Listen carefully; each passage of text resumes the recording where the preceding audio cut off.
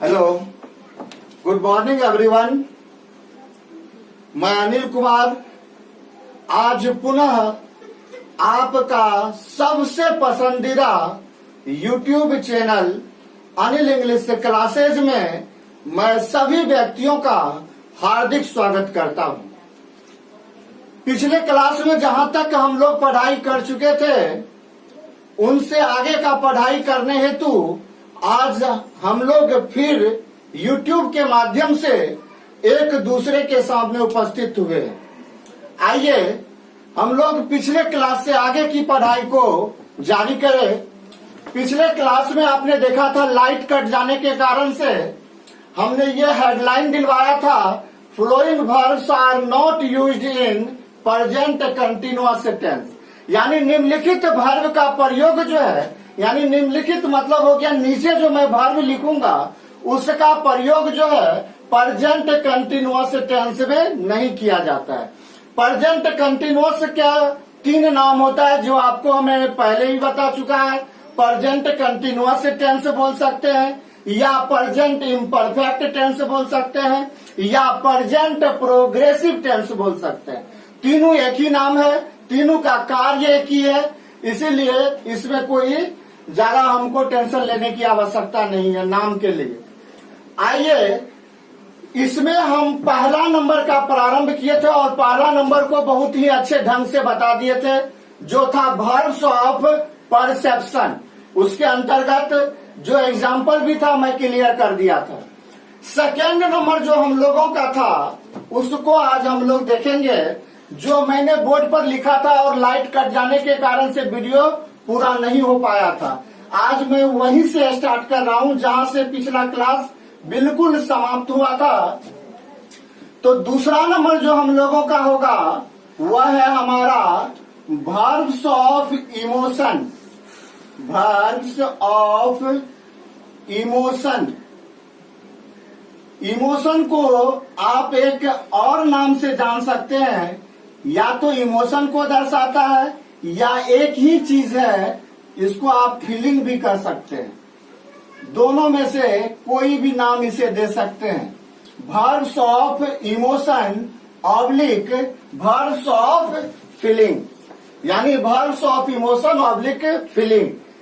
ये जो वर्ब है ये मुख्य रूप से जो है भावना को दर्शाने के लिए आता है। इमोशन मतलब होता है भावना, है ना, या फीलिंग मतलब होता है अनुभव।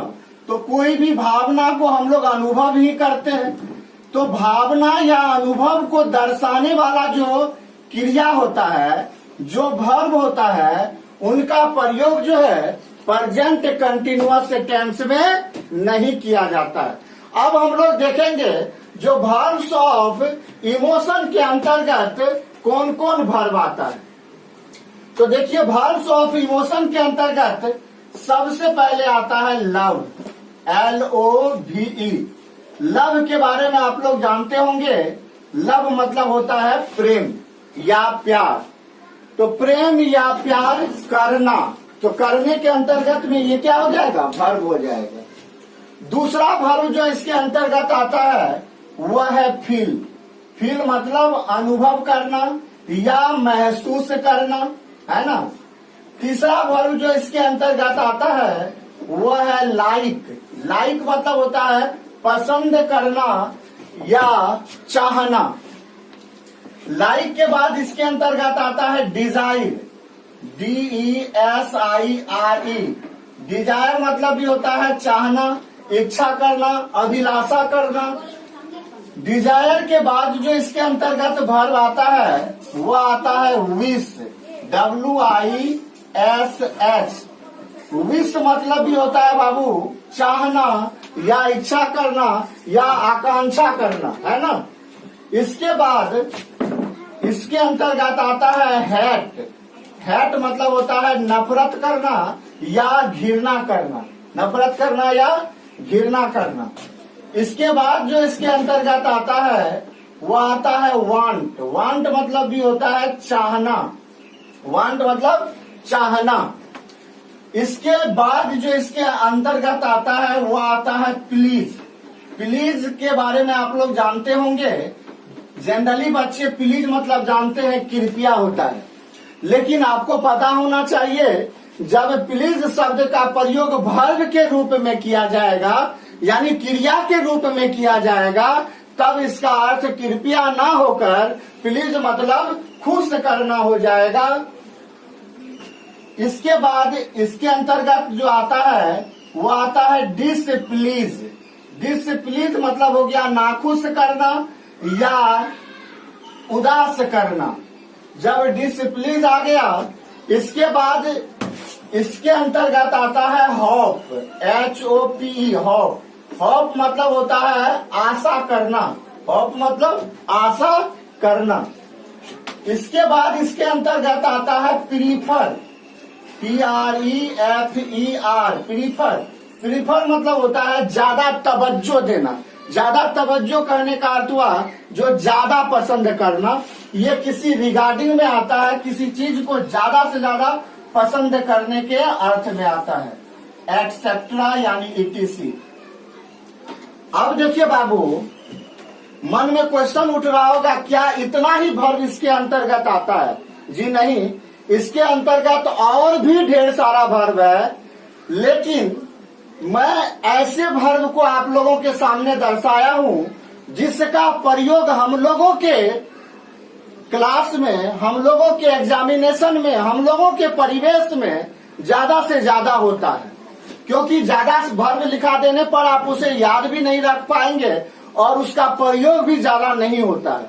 लेकिन ये जो सारा वर्ब लिखा है इनको बिल्कुल आपको ध्यान में रखना पड़ेगा, क्योंकि इन सभी का प्रयोग जो है बहुत ज्यादा किया जाता है ना।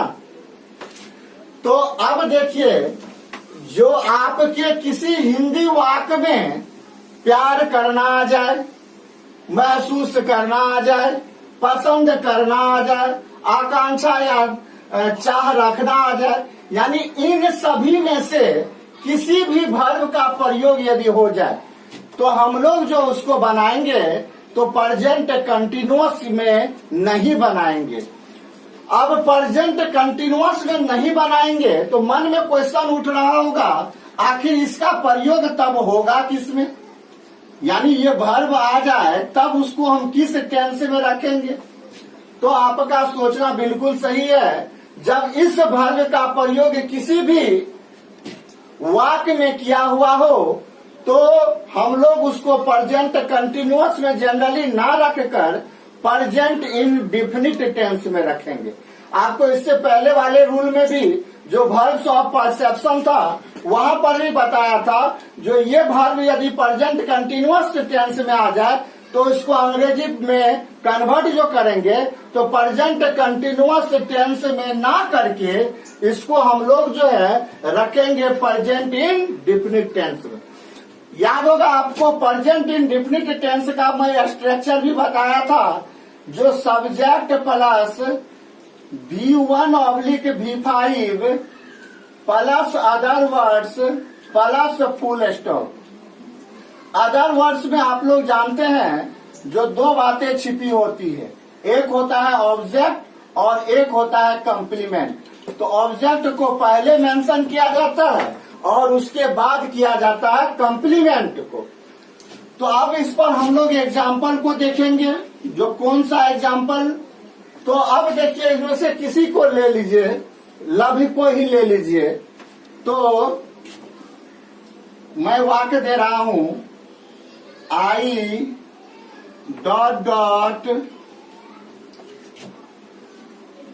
ब्रैकेट में आ गया love this book, love this book. अब इसी के नीचे जो है आपको 4 ऑप्शन दिया रहेगा। ऑप्शन फर्स्ट में दिया रहेगा एम लविंग, ऑप्शन सेकेंड में दिया रहेगा लव्स, ऑप्शन सी में दिया रहेगा यानी थर्ड में दिया रहेगा लविंग, ऑप्शन फोर्थ में दिया रहेगा हैव लव्ड। मेनली जो आपका क्वेश्चन आता है बोर्ड में वो आता है इसी तरीका से। जो आपको वर्ब फॉर्म को सेलेक्ट करना होता है, जो ये फिल इन द ब्लैंक्स जो दिया है, खाली स्थान जो है, ब्लैंक जो दिया है, इसको जो फिल करना है वह हमको फिल करना है नीचे दिए गए ऑप्शन से। हमको ये देखना होता है जो नीचे दिए गए कौन सा ऑप्शन जो है ये सेंटेंस को फुल्ली मीनिंगफुल बना देता है, कौन एप्रोप्रिएट वर्ब ऐसा है जो यह फिल इन द ब्लैंक को जो है पूरी तरह से फिल कर देता है। अब देखिए बाबू, अभी हम लोग प्रेजेंट कंटिन्यूअस टेंस पढ़े थे। तो प्रेजेंट कंटिन्यूअस टेंस का स्ट्रक्चर होता है subject plus is oblique am oblique are plus V4 plus other words plus full stop. ये स्ट्रक्चर होता है प्रेजेंट कंटिन्यूअस का। तो अभी हम तुरंत पढ़े हैं जो प्रेजेंट कंटिन्यूअस टेंस का प्रयोग जो है इसमें नहीं होता है। तो अब जो आंसर करिएगा तो प्रेजेंट कंटिन्यूअस टेंस क्या हो जाएगा, छट जाएगा। देखिए यहाँ पर इज एम आर में से एम आया है और यहाँ V4 के जगह क्या आया है, लविंग, यानी ऑप्शन फर्स्ट हमारा क्या हो गया, कैंसिल। ये हमारा आंसर नहीं होगा। ऑप्शन सेकेंड देखिए, यहाँ पर लव्स है, यानी ये V5 है। V1 या V5 आएगा तो प्रेजेंट इंडेफिनिट टेंस में, तो इसको तो प्रेजेंट कंटिन्यूअस में रखेंगे नहीं, तो प्रेजेंट इंडेफिनिट में रखेंगे। प्रेजेंट इंडेफिनिट में जो वर्ब आता है किसके अनुसार, वो आता है सब्जेक्ट के अकॉर्डिंग। सब्जेक्ट यहाँ पर क्या है, आई हमेशा क्या लेता है, V1, तो V1 लेता है। इसका मतलब है जो यहाँ पर आई लव्स भी लिखना क्या है, गलत है, यानी ये लव्स भी यहाँ पर नहीं होगा। जब यहाँ पर लव्स भी नहीं होगा तो आखिर इसका आंसर क्या होगा, क्योंकि आई के साथ V5 तो आता नहीं है, यानी आपका ऑप्शन बी भी क्या हो गया, गलत। आइए ऑप्शन सी देखते हैं। तो देखिए प्रेजेंट इंडेफिनिट टेंस में ये सब्जेक्ट प्लस V1 या V5, तो यहाँ सब्जेक्ट क्या है, आई क्या लेता है, V1, तो यहाँ पर देखिए लव V1 है। इसका मतलब ये अभी तक आंसर होता हुआ नजर आ रहा है। लेकिन ऑप्शन डी देखते हैं, क्या ऑप्शन डी भी हमारा आंसर हो सकता है। तो लव दिस बुक है, यानी मैं इस किताब को चाहता हूँ, प्रेम करता हूँ, पसंद करता हूँ, ऐसे सेंस में ये प्रेजेंट परफेक्ट नहीं आते हैं, इसलिए आपका ये ऑप्शन नंबर डी भी क्या हो गया, गलत। यानी आपका आंसर हो जाएगा option number C. Option number C यहाँ पर भरा जाएगा, यानी हो जाएगा I love this book, answer आपका होगा। अब देखिए एक ये तो एग्जांपल आपका बोर्ड में इस तरह से क्वेश्चन पूछता है। एक आपको हिंदी का वाक्य लिखकर मैं इसे आपको समझा दे रहा हूँ। हिंदी का वाक्य का देकर एग्जांपल बता रहा हूँ। देखिए, मैं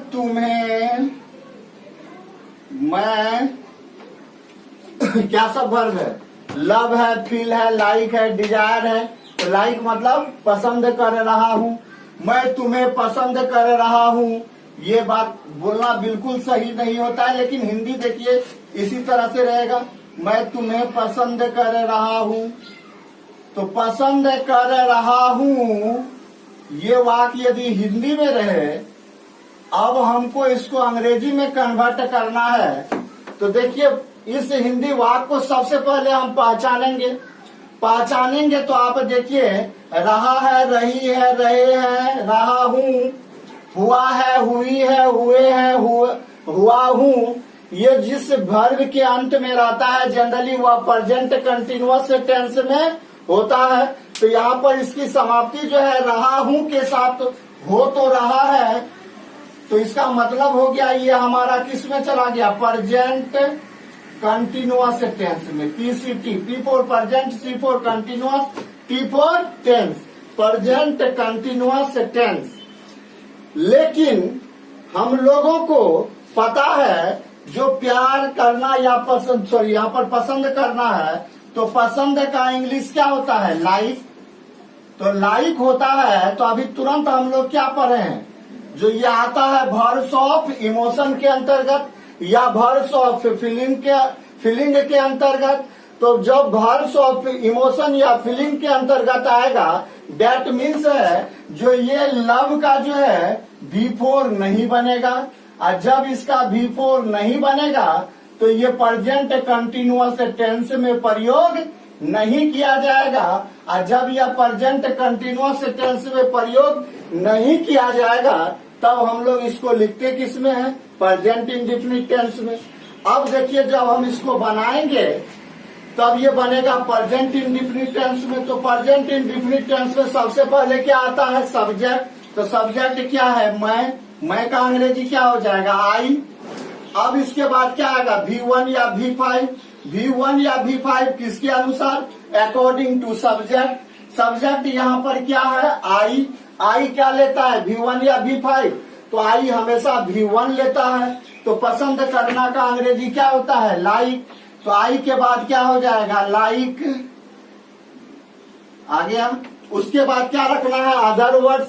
अदर वर्ड्स में क्या हो गया, अब देखिए बाबू, मैं का काम हो गया, मैं का हम लोग काम कर लिए, इसका काम हो गया। पसंद कर रहा हूं, इसका काम हो गया। अब बचा क्या, तुम्हें, यानी तुम्हें हमारा क्या होगा, ऑब्जेक्ट। तो अब क्या रख देंगे, अदर वर्ड्स के जगह। तो तुम्हें का अंग्रेजी ऑब्जेक्ट के रूप में क्या होता है, तो यू होता है। तो हमारा बन गया I like you, I like you. ये हमारा सही है। यदि बहुत बच्चे इसको रहा हूं, रहा, ये पहचान के अंतर्गत प्रेजेंट कंटिन्यूअस टेंस को पहचान कर यदि इसका बनाते हैं, क्या बनाएंगे तब उसको, आई के साथ इज एमआर में से आप लोग जानते हैं एम आता है। अब वह क्या करेगा, प्रेजेंट कंटिन्यूअस में देख रहा है इसको, तो लाइक का चौथा रूप क्या करेगा, लाइकिंग, यानी आई एम लाइकिंग। और उसके बाद क्या बचा, ऑब्जेक्ट। तो ऑब्जेक्ट लिखेगा, यानी बना देगा ये translation, I am liking you. जैसे ही ये बनाएगा आई एम लाइकिंग यू, ये आपका क्या हो जाएगा, गलत। क्यों हो जाएगा, क्योंकि अभी तुरंत हम लोग पढ़े हैं जो लाइक जो होता है ये वर्ब्स ऑफ क्या है, इमोशन है, यानी वर्ब्स ऑफ इमोशन के अंतर्गत आता है या वर्ब्स ऑफ फीलिंग के अंतर्गत आता है। जब ये इमोशन या फीलिंग होगा तब इसका V4 नहीं बनेगा, और जिसका V4 नहीं बनेगा तो वह प्रेजेंट कंटिन्यूअस टेंस में नहीं बनेगा। और यदि आप इसको प्रेजेंट कंटिन्यूअस टेंस में जबरदस्ती बनाते हैं तो आपका ये सेंटेंस क्या हो जाएगा, गलत।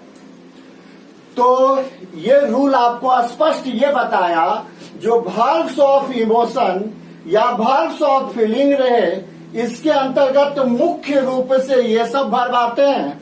यदि ये कोई हिंदी वाक्य या अंग्रेजी वाक्य में आ जाता है तो हम उसे कभी भी प्रेजेंट कंटिन्यूअस टेंस में नहीं बनाएंगे, जबकि ये होता प्रेजेंट कंटिन्यूअस टेंस में। लेकिन अपवाद स्वरूप ये सब वर्ब आते हैं, एक्सेप्शन ये सब वर्ब है जिसका प्रयोग प्रेजेंट कंटिन्यूअस टेंस में नहीं किया जाता है। तो अब इस वर्ब को याद रखेंगे, जो ये सभी वर्ब जो है जब किसी भी वाक्य में आएगा तो कभी भी हम उसको, किसी भी वर्ब को, इनमें से आए हुए किसी भी वर्ब को हम लोग V4 में चेंज नहीं करेंगे, V4 में इसे नहीं बदलेंगे। याद रहेगा, आशा करते हैं अब आप लोगों को इस रूल में किसी भी प्रकार का कोई दिक्कत नहीं रहा होगा। अब मैं तेजी से हाथ चलाकर लिख भी सकते हैं आप लोग, जितना देर हम बताते हैं उतना देर में आप लोग इसको अच्छी तरह से नोट भी कर सकते हैं। अब मैं इससे आगे का रूल पढ़ने जा रहा हूं। रूल नंबर अब हम 3 पर जा रहे हैं। जिसको लिखना है बाबू हाथ चलाकर लिखिए, तब तक हम ऊपर मिटाकर लिख रहे हैं। रूल नंबर 3 इसका जो है, देखिए ये महत्वपूर्ण चीज है, इसलिए इस पर हम थोड़ा सा ज्यादा फोकस करके टाइम ज्यादा दे रहे हैं ताकि सभी बच्चों का कंसेप्ट जो है क्लियर हो जाए, क्योंकि इस जानकारी के अभाव में वह बहुत सारी गलतियां, यानी जब जब ये वर्ब आएंगे तब तब वह इस गलतियां को दोहराएगा।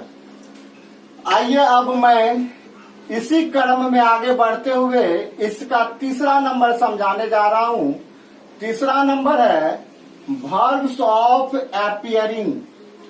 verbs of appearing,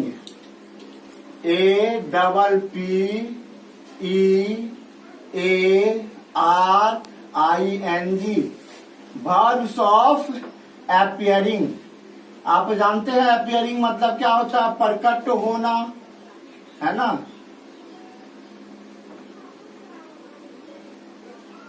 यानी इसके अंतर्गत भी जो वर्ब आएगा उसका भी प्रयोग जो है प्रेजेंट कंटिन्यूअस टेंस में नहीं किया जाएगा। प्रकट होना, या इसको हम लोग दिखाई पड़ना भी लिख सकते हैं, दिखाई पड़ना। इसके अंतर्गत भी जो वर्ब आएंगे बाबू उसका प्रयोग जो है प्रेजेंट कंटिन्यूअस टेंस में नहीं किया जाएगा। अब देखेंगे जो आखिर इसके अंतर्गत आता कौन सा है। तो इसके अंतर्गत मुख्य रूप से बहुत कम वर्ब आते हैं, लेकिन जो आते हैं वही बराबर आते हैं। जैसे पहला हो गया अपीयर, दूसरा हो गया लुक, LOOK लुक, तीसरा हो गया इसमें सीम, SEEM सीम, एटसेट्रा। मुख्य रूप से इसके अंतर्गत जो है यही 3 वर्ब आते हैं। अपीयर मतलब दिखाई पड़ना, प्रकट होना, लुक मतलब भी दिखाई पड़ना, देखना, और सीम मतलब महसूस करना या मालूम होना या प्रतीत होना, मालूम होना या प्रतीत होना। सीम मतलब हो गया मालूम होना या प्रतीत होना, लुक मतलब हो गया देखना या दिखाई पड़ना, अपीयर मतलब है भी प्रकट होना या दिखाई पड़ना। ये जो वर्ब आ जाएंगे तो इस वर्ब का भी प्रयोग जो है प्रेजेंट कंटिन्यूअस टेंस में नहीं किया जाता है। इसका भी प्रयोग प्रेजेंट कंटिन्यूअस में ना होकर जब इस वर्ब का प्रयोग किया जाता है तो उसे हम लोग प्रेजेंट इंडेफिनिट टेंस के अंतर्गत रखते हैं। जैसे एक पहले हिंदी का एग्जाम्पल, फिर बोर्ड में जैसे पूछा जाता है वो एग्जाम्पल दे रहे हैं हम। जैसे इसमें आ गया सोनाम, सोनाम तुम्हें देख रही है, सोनम तुम्हें देख रही,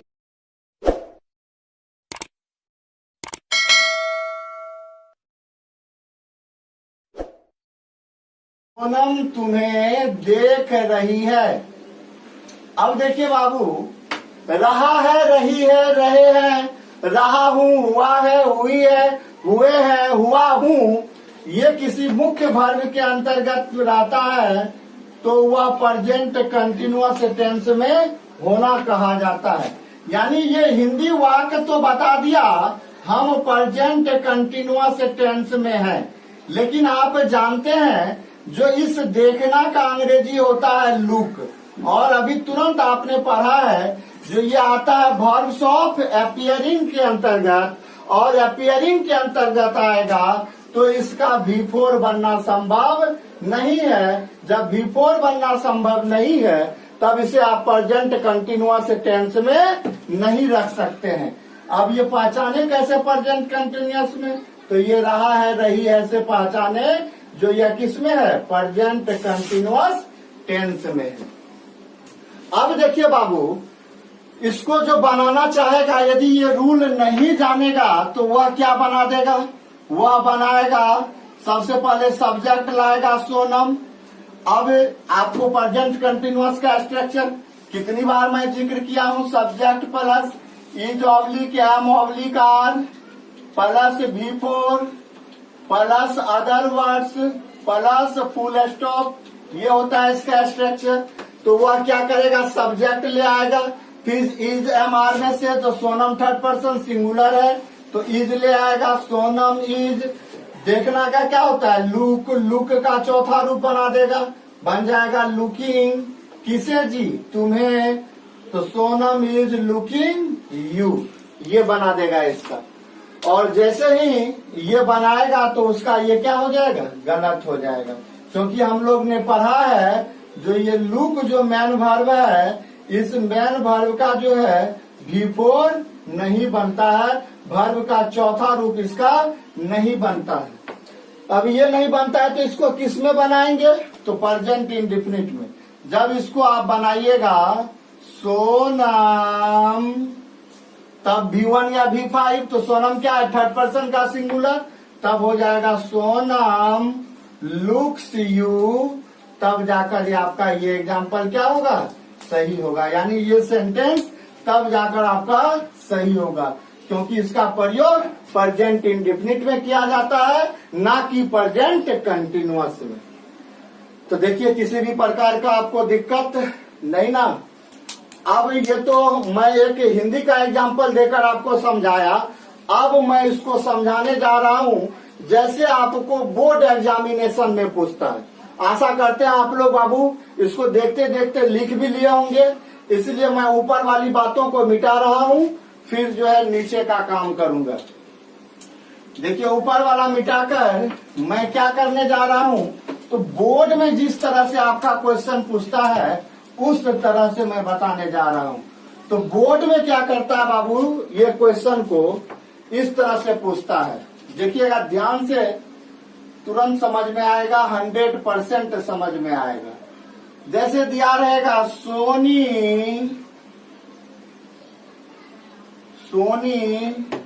डॉट डॉट डॉट ब्रैकेट में दे देगा लुक दिस पिक्चर, यानी सोनम जो है इस पिक्चर को देख रही है, तस्वीर को देख रही है। अब इसी के लिए आपको जो है 4 ऑप्शन दे देगा। पहला ऑप्शन दे देगा एम लुकिंग, दूसरा ऑप्शन इसमें आ जाएगा इज लुकिंग, तीसरा ऑप्शन दे देगा लुक, और चौथा ऑप्शन दे देगा लुक्स। अब देखिए बाबू क्या भर आएगा, तो अभी तुरंत हम लोग पढ़े हैं जो ये लुक का प्रयोग जो है V4 में नहीं किया जाता है, V4 में नहीं किया जाता है, दैट मीन्स ये प्रेजेंट कंटिन्यूअस टेंस में प्रयोग नहीं किया जाएगा। जब इसका V4 नहीं बनेगा इसका मतलब है ये प्रेजेंट कंटिन्यूअस टेंस में नहीं आएगा, और प्रेजेंट कंटिन्यूअस टेंस में नहीं आएगा तो अभी मैं आपको क्या बताया था, जो इसको तब आप लोग किस पे बना देंगे, प्रेजेंट इंडेफिनिट पर। जब प्रेजेंट इंडेफिनिट पे बनाइएगा तो प्रेजेंट इंडेफिनिट का स्ट्रक्चर क्या हो जाता है, subject plus V1 oblique V5 plus other words plus full stop, ये हो जाता है स्ट्रक्चर। जब ये स्ट्रक्चर हो जाता है बाबू, तो अब देखिए सोनी क्या है, थर्ड पर्सन का सिंगुलर, तो यहाँ पर ये V1 लेगा या V5, तो आप जानते हैं V1 जो होता है वो प्लूरल होता है, और V5 जो होता है वो हमारा क्या होता है, सिंगुलर होता है। सोनी यहाँ पर क्या है, थर्ड पर्सन का सिंगुलर, यानी ये वर्ब क्या लेगी, सिंगुलर। सिंगुलर क्या होता है, V5। तो अब यहाँ पर ये कंटिन्यूअस वाला नहीं होगा, इज कंटिन्यूअस वाला नहीं होगा, अब यहाँ पर आएगा V5, ये लेकिन ये लुक दिया हुआ है सी में, तो लुक क्या है, V1, इसका मतलब ये भी नहीं होगा। तो रेस्ट बचा क्या हमारा, लुक्स, डी नंबर, तो ये डी नंबर हमारा क्या हो जाएगा, आंसर। इसी तरह से बोर्ड में क्वेश्चन रहता है, तो इसको बारीकी से समझना है। जो वर्ब्स ऑफ अपीयरिंग का प्रयोग यदि होगा तो इसको कभी भी कंटिन्यूअस टेंस में नहीं रखा जाएगा, यानी वर्ब का चौथा रूप में इसको कभी भी प्रयोग नहीं किया जा सकता है। चलिए, ये था आपका तीसरा नंबर रूल तेजी से हाथ चलाकर लिख लीजिए, फिर मैं आगे का काम करूंगा। यानी अब मैं बताने जा रहा हूं इसका रूल नंबर 4। रूल नंबर 4 जो इसका है बाबू, वह और भी अच्छा है, यानी और भी ज्यादा इसका प्रयोग किया जाता है, जिसका नाम है verbs of thinking. Rule number 4 में आ जाएगा verbs of thinking. Verbs of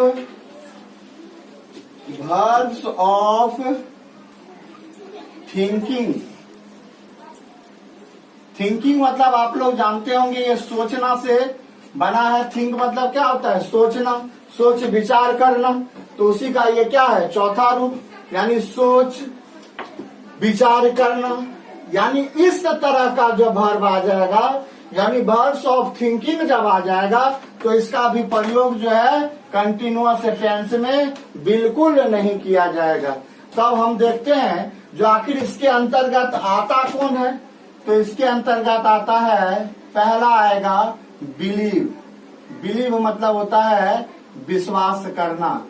यदि ये आ जाए वर्ब, तो इसका भी प्रेजेंट कंटिन्यूअस टेंस में प्रयोग नहीं किया जाएगा।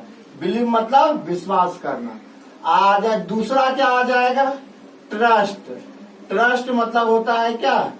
इसका भी अर्थ वही होता है। नहीं कहते हैं तुमको मुझ पे ट्रस्ट नहीं है, यानी तुमको विश्वास नहीं है। इसके बाद आता है इसके अंतर्गत इमेजिन। इमेजिन, इमेजिन करना नहीं सुने हैं? बार बार ये बोला जाता है इमेजिन करना। इमेजिन मतलब होता है कल्पना करना। यानी इस वर्ब का भी प्रयोग हो जाएगा, तब भी इसका V4 नहीं बनेगा। V4 नहीं बनेगा तो प्रेजेंट कंटिन्यूअस टेंस में इसका प्रयोग नहीं किया जाएगा। इसके बाद जो आता है उसका नाम है फॉरगेट। फॉरगेट मतलब होता है भूलना। तो भूलना भी क्या है? एक वर्ब है। जब भूलना का भी प्रयोग हो तो इसका भी प्रेजेंट कंटिन्यूअस टेंस में प्रयोग नहीं किया जाएगा। अब आ जाएगा इसके अंतर्गत नौ। KNOW। नौ मतलब आप लोग जानते होंगे, नौ मतलब क्या होता है? जानना। नौ मतलब जानना। यानी ये भी वर्ब आ जाए तो इसका भी प्रयोग जो है प्रेजेंट कंटिन्यूअस टेंस में नहीं किया जाएगा। इसके बाद क्या आ जाए? रिमेम्बर।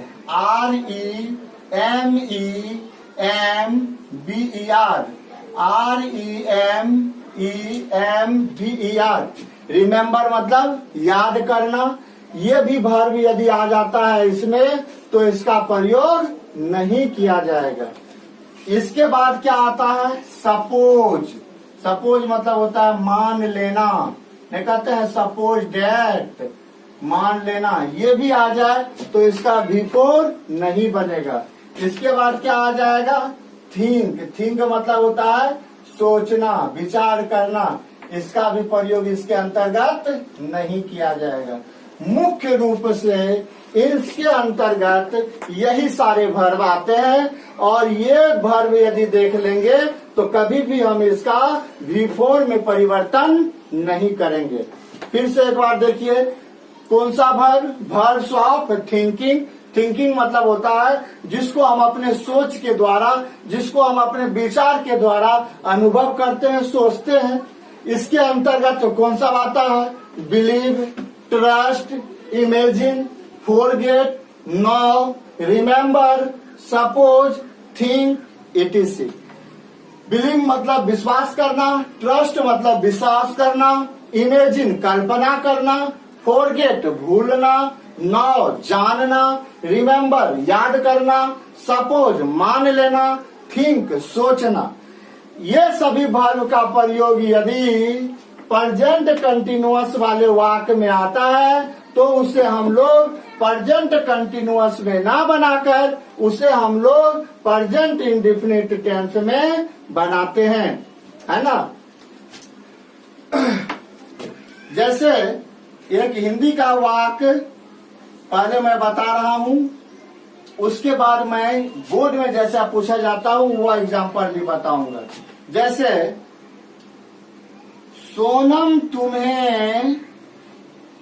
सोनम तुम्हें याद कर रही है। सोनम तुम्हें याद कर रही है। सोनम तुम्हें याद कर रही है। अब देखिए बाबू, ये वाक्य किसमें चला गया? प्रेजेंट कंटिन्यूअस टेंस में। कैसे पहचाने? तो इस वाक्य का मेन वर्ब क्या है? याद करना। याद करना की समाप्ति किसके साथ? रही है के साथ। रहा है, रही है के साथ समाप्त होने पर उसकी पहचान है जो ये चला जाता है प्रेजेंट कंटिन्यूअस टेंस में। इसका मुख्य क्रिया क्या है? तो इसका मुख्य क्रिया है याद करना। याद करना का अंग्रेजी क्या होता है? रिमेम्बर। और अभी तुरंत हम लोग पढ़े हैं जो रिमेम्बर का प्रयोग जो है प्रेजेंट कंटिन्यूअस टेंस में नहीं किया जाता है। यदि कोई भूल से इसका प्रयोग कर देता है तो वह वाक्य को गलत माना जाएगा। देखिए, यदि ये रूल जिसको पता नहीं रहता वह इसको क्या बनाता? तो वह बनाता, सबसे पहले लाता सोनम। सोनम के अनुसार इज एमआर में से इज देता। इज के बाद क्या देगा? Main verb. मेन वर्ब क्या है? रिमेम्बर। तो रिमेम्बर का वह क्या कर देता? चौथा रूप लिखता, तो रिमेम्बरिंग हो जाता। उसके बाद ऑब्जेक्ट क्या है? यू, तो दे देता सोनम इज रिमेम्बरिंग यू। तब जाकर ये सेंटेंस आपका क्या हो जाएगा? गलत हो जाएगा। यदि इस तरह से कोई बना दिया उसका गलत हो जाएगा, क्योंकि रिमेम्बर का चौथा रूप बनता नहीं है।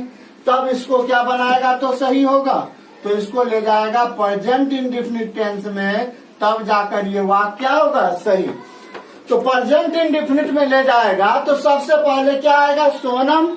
सोनम के बाद V1 या V5। तो सोनम क्या है? थर्ड पर्सन का सिंगुलर, तो ये क्या लेगी? V5। तो रिमेम्बर का V5 क्या हो जाएगा? रिमेम्बर्स।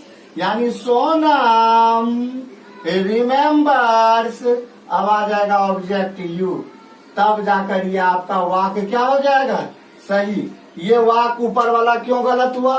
क्योंकि हम लोग जानते हैं जो वर्ब्स ऑफ थिंकिंग को जो है हम लोग प्रेजेंट कंटिन्यूअस टेंस में प्रयोग नहीं करते हैं। इसका प्रयोग प्रेजेंट कंटिन्यूअस टेंस में नहीं किया जाता है। कोई दिक्कत?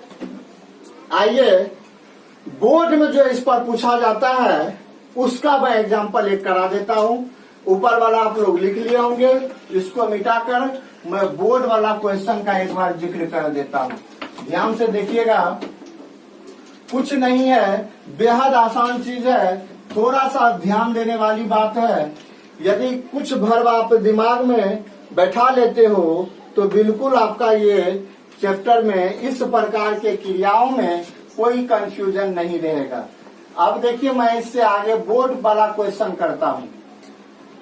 दे देगा Rahul dot dot dot dot dot dot believe dot dot dot believe this fact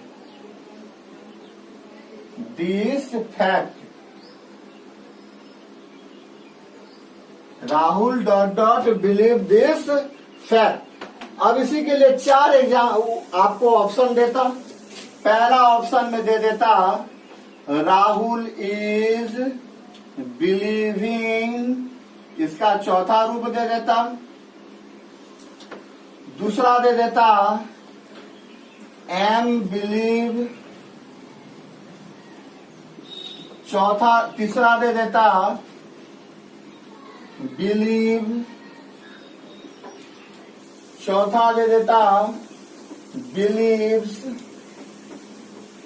तो कौन आंसर सही होगा? तो आप जानते हैं जो जब बिलीव आ जाएगा मेन वर्ब, तब इसको जो है चौथा रूप में परिवर्तन नहीं किया जाता है। इसका मतलब है ऑप्शन नंबर फर्स्ट रॉन्ग हो जाएगा। एम के साथ हमेशा V4 आता है, आया है V1, ये भी गलत हो जाएगा। अब आ जाइए प्रेजेंट इंडेफिनिट पर। तो राहुल थर्ड पर्सन का सिंगुलर नंबर, ये लेगा V5, यहाँ पर आ गया है V1, यानी ऑप्शन सी भी नहीं होगा। तो हमारा आंसर क्या हो जाएगा? ऑप्शन डी नंबर बिलीव्स, यानी ये वर्ब का क्या लेगा, 5वां रूप लेगा।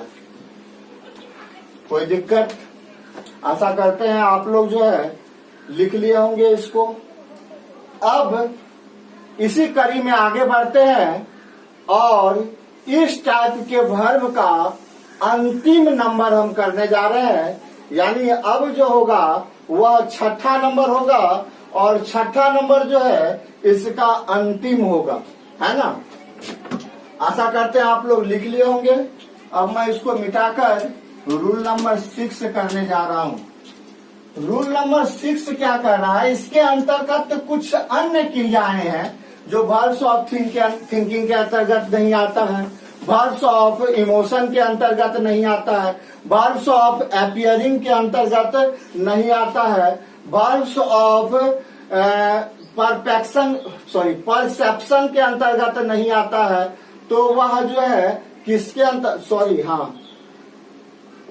ये बात बताने से पहले एक और बताना पड़ेगा आपको। 4 हुआ था, 5वां नंबर बताना पड़ेगा वर्ब्स ऑफ ऑनरशिप। एक रूल और है, तब जाके अंतिम रूल होगा। Verbs of ownership, verbs of ownership. Ownership बोलिए या इसी को बोला जाता है पोजेशन। क्या बोला जाता है? बहुत इसको पोसेशन पढ़ता है, बिल्कुल गलत है। इसको क्या पढ़ना है? पोजेशन। यानी मालिकाना जो हक दर्शाता है, मालिकाना जो हक दर्शाता है या अधिकार को दर्शाने वाला जो वर्ब होता है उसका भी प्रयोग जो है प्रेजेंट कंटिन्यूअस टेंस में नहीं किया जाता है ना। अब इसके अंतर्गत कौन सा वर्ब आता है? तो इसके अंतर्गत भी बहुत कम वर्ब है। एक है ऑन, ऑन के बारे में जानते होंगे, OWN। ऑन मतलब होता है अपना, है ना। एक होता है पोजेस, पोजेस मतलब भी होता है अधिकार दर्शाना या अधिकार को दर्शाना। इसका भी प्रयोग जो है बिफोर में नहीं होगा। इसके अंतर्गत और कौन आते हैं? हैव, हैव मतलब होता है रखना, पास में रखना। इसका भी चौथा रूप नहीं बनेगा। इसके बाद क्या आएगा? कीप, कीप मतलब भी क्या होता है? रखना। तो इसका भी चौथा रूप नहीं बनेगा। यानी इसका कुछ मुख्य जो क्रिया है वह ये सब है। यानी वर्ब्स ऑफ ऑनरशिप या पोजेशन के अंतर्गत कौन सा आएगा? तो ऑन आएगा या पोजेस आएगा या हैव आएगा या कीप आएगा। यदि इनमें से भी किसी वर्ब का प्रयोग रहे तो उसका भी प्रेजेंट कंटिन्यूअस टेंस में प्रयोग नहीं किया जाता है। जैसे मैं एक किताब रख रहा हूं, मैं एक किताब रख रहा हूं, रख रहा हूं। देखिए बाबू, रहा हूं, रही हूं से पहचान गए जो ये किस में चला गया? प्रेजेंट कंटिन्यूअस टेंस में। मेन वर्ब क्या हो गया? रखना। तो जनरली जो है जब लोग जान जाता है ये प्रेजेंट कंटिन्यूअस टेंस में है तो इसको क्या बनाता? तो इसका बनाता मैं का हो गया आई, आई के साथ क्या आता है? एम। रखना का क्या होता है? कीप, कीप का चौथा रूप क्या देता है? कीपिंग। क्या रखता हूं? एक किताब, तो ये बुक बनाता है ना। यदि ऐसा बनाता तो ये हमारा बनाना क्या था? गलत था, क्योंकि कीप का चौथा रूप नहीं बनता है। तब क्या बनाता तो सही होता? जब इसका चौथा रूप नहीं बनता है यानी प्रेजेंट कंटिन्यूअस टेंस नहीं होता है तो इसको हमको रखना पड़ेगा प्रेजेंट इन डेफिनिट में। तो इसका बन जाता आई कीप ए बुक। यदि बनाता आई कीप ए बुक तब जाकर ये हमारा क्या होता? सही होता। लेकिन यदि चौथा रूप में इसको बना देगा तब हमारा ये क्या हो जाएगा? गलत हो जाएगा। समझ में आई बात? ध्यान से यदि देख रहे होंगे तो निश्चित रूपेण समझ में आएगा। और बहुत ही महत्वपूर्ण चीज है इसलिए बाबू निश्चित रूपेण इसको ध्यान में रखिएगा, तब जाकर आपका ये क्या होगा, क्लियर होगा। आइए अब मैं इसका अंतिम पाठ करने जा रहा हूं, जिसके अंतर्गत जो है कुछ अन्य वर्ब आएगा, यानी सम अदर वर्ब। कुछ अन्य क्रियाएं भी जो है, कुछ अन्य क्रियाएं भी है, अदर सम अदर वर्ब, कुछ अन्य क्रियाएं भी जो है उसका भी प्रयोग जो है प्रेजेंट कंटिन्यूअस टेंस में नहीं किया जाता है। अदर मतलब हो गया अन्य और वर्ब्स मतलब हो गया क्रियाएं, यानी कुछ अन्य क्रियाएं भी हैं जिसका प्रयोग जो है प्रेजेंट कंटिन्यूअस टेंस में नहीं किया जाएगा।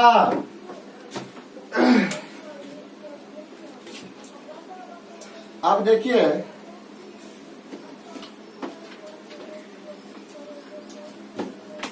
इसके अंतर्गत देखेंगे जब कौन सा वर्ब आता है, तो इसके अंतर्गत तो मुख्य रूप से आता है इक्वल। इक्वल मतलब समझते होंगे बराबर करना होता है। इसके अंतर्गत आता है कोस्ट। कोस्ट मतलब होता है दाम या मूल्य करना, है ना। या इसके बाद आता है इसके अंतर्गत डिजर्व। डिजर्व डिजर्व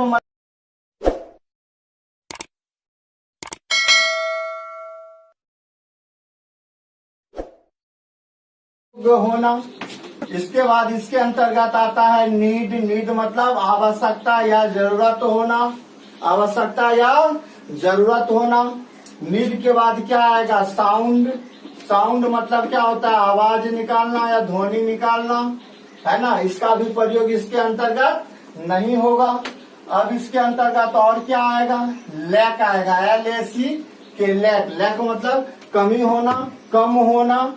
इसके अंतर्गत और कौन आएगा, इसके अंतर्गत और आएगा सफिस। सफिस मतलब पर्याप्त होना। सफिस मतलब पर्याप्त होना या अधिक होना या काफी होना। फिर से एक बार ध्यान दीजिए, इक्वल बराबर करना, कोस्ट मूल्य लगाना, डिजर्व योग्य होना, लायक होना, नीड आवश्यकता होना, साउंड आवाज निकालना, लैक कमी होना, सफिस पर्याप्त होना या काफी होना। यदि इसका भी प्रयोग किसी भी वाक्य में रहे तो हम लोग इसको प्रेजेंट कंटिन्यूअस टेंस में नहीं रख सकते हैं। जब हम इसको प्रेजेंट कंटिन्यूअस टेंस में नहीं रख सकते हैं तब इसको किस में रखा जाएगा, तब इसे प्रेजेंट इंडेफिनिट टेंस के अंतर्गत रखा जाएगा। प्रेजेंट इंडेफिनिट टेंस में हम इस वाक्य को क्या करेंगे, बनाएंगे, है ना। देखिए इस पर कुछ एग्जाम्पल देखते हैं।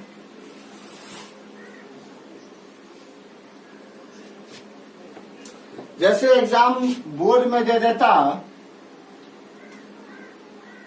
दिस नहीं, दे देता आई ... need a new car now, यानी मुझे अब जो है एक क्या है, नई कार की आवश्यकता है। तो देखिए बाबू अब ये दे देता वाक्य में, तो आखिर इसका कैसे बनेगा देखो। तो अब जनरली क्या करता है लोग, जो नौ देखता है, नो मतलब होता है अब, तो ये क्या होता है जनरली किसको दर्शा देता है, प्रेजेंट कंटिन्यूअस को, यानी वर्तमान में जारी काम को दर्शाने आता है। तो और भी क्लियर हो जाता है, जो लोग इसको जो है प्रेजेंट कंटिन्यूअस टेंस के अंतर्गत रख देंगे। अब इसके लिए 4 ऑप्शन दे देता। पहला आपको दे देता बाबू, ए नंबर में दे देता एम नीडिंग, दूसरा दे देता इज नीडिंग,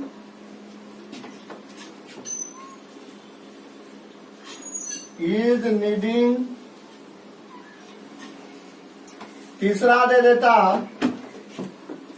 नीड, और चौथा दे देता नीड्स। ये दे देगा। तो जनरली लोग क्या करेगा, जैसा ही 9 देखेगा लगेगा उसको प्रेजेंट में कंटिन्यूअस काम को दर्शा रहा है, वह क्या करेगा, प्रेजेंट कंटिन्यूअस मारेगा। लेकिन आप जानते हैं इस नीड का प्रयोग जो है V4 में नहीं किया जाता है। दैट मीन्स ए नंबर भी ऑप्शन नहीं होगा, बी नंबर नहीं होगा, अब होगा सी या डी। तो सी या डी में प्रेजेंट इंडेफिनिट के अंतर्गत तो V1 या V5, तो यहाँ सब्जेक्ट है आई, तो ये लेता है V1। इसका मतलब है जो ये सी नंबर ऑप्शन सही है, डी V5 है, ये भी क्या हो जाएगा, गलत हो जाएगा। इस प्रकार से हमको नहीं लगता है जो अब आपको किसी भी प्रकार का दिक्कत रहा होगा। जो कुछ वर्ब्स, यानी देखिए फिर से एक बार, फ्लोइंग वर्ब्स जो लिखे थे are not used in present continuous tense. कहने का अर्थ है ये निम्नलिखित क्रियाओं का प्रयोग, यानी नीचे जितने भी क्रियाएं लिखाए हैं उनका प्रयोग जो है प्रेजेंट कंटिन्यूअस टेंस में नहीं किया जाएगा। यानी अब इसको आप यदि ध्यान से देखते रहोगे बाबू, इस वर्ब को थोड़ा सा समझ लोगे, जो इसका प्रयोग कंटिन्यूअस टेंस में नहीं होता है, तो आपको किसी भी प्रकार की गलतियां आगे चलकर नहीं होगी। इसको बराबर देखते रहिएगा, बराबर यूज करते रहिएगा, कभी दिमाग से नहीं निकलेगा, बनाते बनाते अभ्यास हो जाएगा और इस तरह से आपको ये क्या हो जाएगा, पूरा याद हो जाएगा। आइए, इस तरह से हमारा जो कुछ फ्लोइंग वर्ब्स था जिसका प्रयोग प्रेजेंट कंटिन्यूअस टेंस में नहीं किया जाता है, ऐसे वर्ब्स को बताने का काम क्या हुआ, समाप्त होता है। अब इसमें जो हम लोग पढ़ेंगे, स्पेशल रूल्स। देखे होंगे जैसे आपने प्रेजेंट कंटिन्यूअस टेंस में स्पेशल रूल्स पढ़ा था, उसी तरह से यहाँ पर भी स्पेशल रूल्स पढ़ेंगे, ताकि बोर्ड में जो हमको प्रेजेंट कंटिन्यूअस टेंस का क्वेश्चन पूछेगा, उनमें जो वर्ब फॉर्म भरने देगा उसकी पहचान कैसे हम करेंगे, वाक्य को देखकर कैसे पता करेंगे जो इस खाली स्थान में जो है प्रेजेंट कंटिन्यूअस टेंस ही आएगा। इनके लिए जो रूल्स पढ़ाया जाएगा वह हम अगले वीडियो में पढ़ाएंगे। तब तक आप बताए गए सारे चीजों को ध्यान में रखिए, उसको घर पर पढ़िए, बार बार समझिए, ताकि नेक्स्ट क्लास जो मेरा होगा स्पेशल रूल्स का, जो काफी वीवीआई होता है आपके बोर्ड एग्जामिनेशन के व्यू से, बोर्ड में आने जाने वाला क्वेश्चन के नजरिया से जो इम्पोर्टेंट होता है, बोर्ड के अकॉर्डिंग जो महत्वपूर्ण होता है, इम्पोर्टेंट होता है, उस रूल में समझने में, उस रूल को पूरी तरह से करने में आपको किसी भी प्रकार की परेशानी ना हो, इसके लिए इसको आपको बार बार पढ़ना पड़ेगा। पिछले क्लास में भी मैं बोला था जो मैं बहुत जल्द ही आप लोगों के लिए एक नया वीडियो लेकर आऊंगा, तो बीच में कुछ प्रॉब्लम आ जाने के कारण से मैं वीडियो रेगुलर नहीं बना पा रहा था। आपने देखा होगा तो जो 4 रोज पहले मैंने वीडियो दिया था, फिर 4 रोज का गैप हो गया, वीडियो नहीं दे पाया था। कुछ वीडियो बनाने के जगह को लेकर प्रॉब्लम हो गया था, जिनके कारण से मैं वीडियो नहीं बना पा रहा था।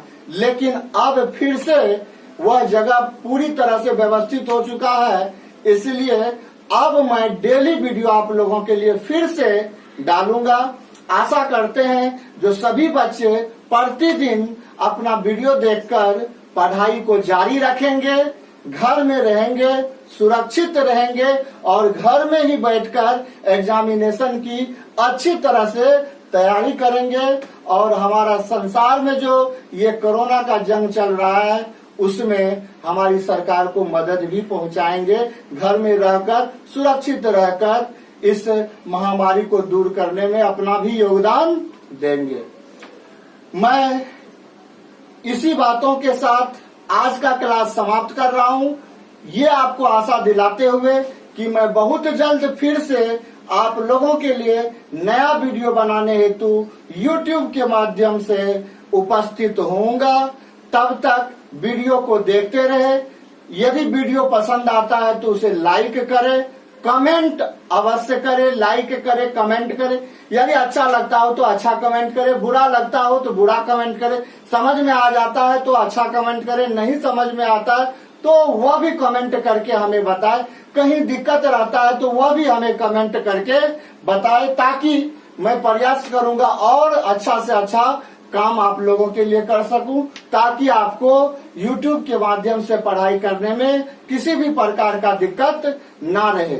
जो भी बच्चे मेरे इस वीडियो को देख रहे हैं और मेरे चैनल को यदि अभी तक सब्सक्राइब नहीं किए हैं तो बाबू वह निश्चित रूपेण मेरे चैनल को सब्सक्राइब कर ले, क्योंकि बिना सब्सक्राइब किए हुए, बेल आइकन को प्रेस किए हुए आपको उचित टाइम पर नोटिफिकेशन नहीं मिल पाएगा।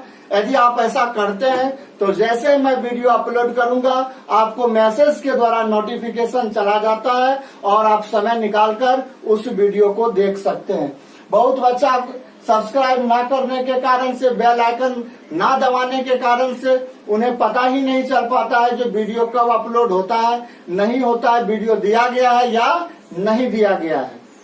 तो आप चैनल को जरूर सब्सक्राइब करें। उसके बगल में एक बेल बना रहता है, उसका चित्र बना रहता है, उसको जरूर प्रेस कर दे, ताकि आपको समय समय पर वीडियो अपलोड होने पर आपको नोटिफिकेशन मिलता रहे। और मैं फिर से बहुत जल्द आप लोगों के सामने अगले वीडियो में फिर से आपके सामने उपस्थित होऊंगा। तब तक के लिए आपसे मैं जुड़ा हो रहा हूँ, विदा हो रहा हूँ। फिर मिलेंगे। Thanks a lot, miss U a lot.